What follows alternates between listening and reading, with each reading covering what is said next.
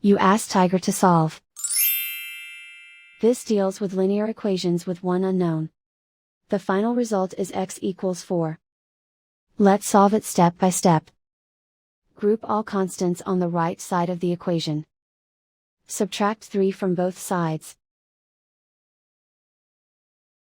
Group like terms. Simplify the arithmetic. Convert the integer into a fraction. Combine the fractions. Combine the numerators. Isolate the x. Multiply both sides by inverse fraction 6 over -1. Group like terms. Multiply the coefficients. Simplify the arithmetic.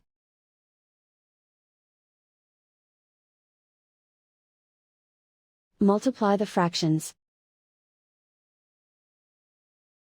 Simplify the arithmetic. And so the final result is x equals 4.